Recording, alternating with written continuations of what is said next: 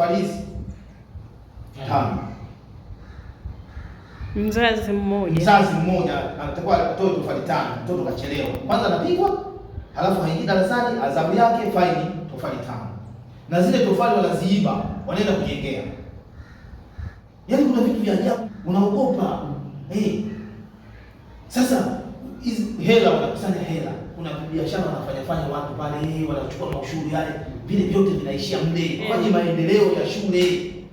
Unaona? Na mwanadamu jinsi alivyo, unajua ukishapenda kitu fulani, alafu akifanya nje ya utaratibu, mwili si unatamani, unahitaji kwa mfano useme nimezulumu, nimenunua gari. Kuihudumia kununua mafuta, mshahara wangu hautoshi. Si tayari gari imeshaanza kunishawishi mimi nianze kudhulumu watu ili itembee. Kwa hiyo unaona muendelezo huo unaenda. Gari ninayo alafu natamani kila siku zinatoka. Ile ishatembelea mwaka mmoja. Alafu na uwezo wa kubana wewe, na uwezo wa kumbana huyu. Ndio maana unakuta unapita huko kwenye maduka, wanafoji tu. Sasa kibaya unaenda kupeleka kwa nani? Mimi wapendwa ni mchungaji, lakini professional mimi ni fundi. Nafanya shughuli zangu kwa ajili ya maisha yangu na familia yangu na wahitaji wengine. Ni fundi seremala. Walimu, unafukuza mtoto kwa sababu amechelewa shule, alafu umempa faini mzazi kwamba mtoto akichelewa zitolewe tofali 5. Sasa huyu mtoto yeye anahusika na nini? Yaani huyu mtoto yeye adhabu hii anaibeba, anahusika na nini? Kama kuna kitu kinawiwa, kwani asijue mzazi? Majukumu hayo apewe mzazi ili awajibike, kwa sababu yeye ndiye anayeweza kuyapambanua hayo. Huyo kala na tofali 5 zinaenda kwa mzazi, kwa sababu mzazi ndiye atakayenunua. Yeye ana adhabu ya kukosa kusoma kipindi hicho amefukuzwa. Na mzazi mwingine maisha ya duni kabisa. Ana watoto 3 mama, na anahitaji wote asubuhi awape nauli 200 ya kwenda na kurudi 400 na tuition.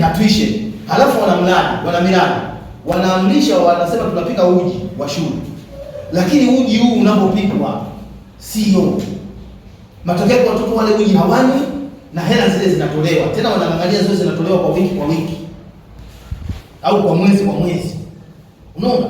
Kwa hiyo unakuta kuna michango mingi, yani mpaka unasema mtoto bora amesoma boarding.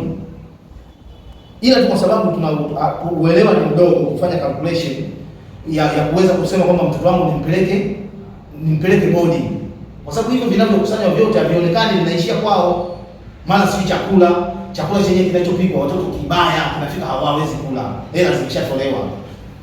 Eneo hili Wizara ya Elimu ni muhimu sana. Kwa sababu zamani sisi wote tumesoma zamani.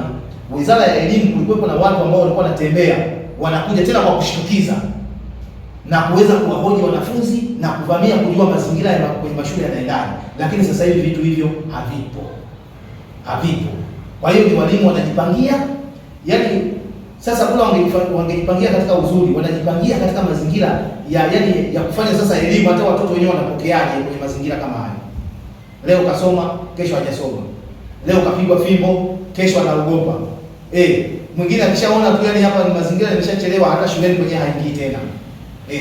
Kwa hiyo eneo hili Wizara ya Elimu ingelifuatilia kwa makini na ihakikishe kabisa inafanya operation inayostahili, waone miradi walimu wanayoiendesha na maisha yao na shule jinsi zinavyoendeshwa. Hili ni eneo muhimu sana, kwa sababu hiki ndicho kizazi tunachokitegemea.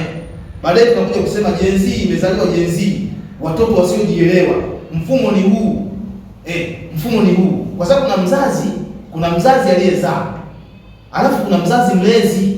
Wewe ukiwa ni mama mwenye umri wa mtoto, kumwona mtoto mwingine anafanana na mtoto wako, ni mzazi pia, ni mlezi. Na hiyo kazi inaenda hivyo. Hakuna cha kusema kufika mahali kusema watoto wamwafundishi vizuri. Ni nani? Kwa sababu naanza mimi, akishakuwa mkubwa sasa anakuja huku mjini, anakuja kuishi huku mjini, anamchunga nani?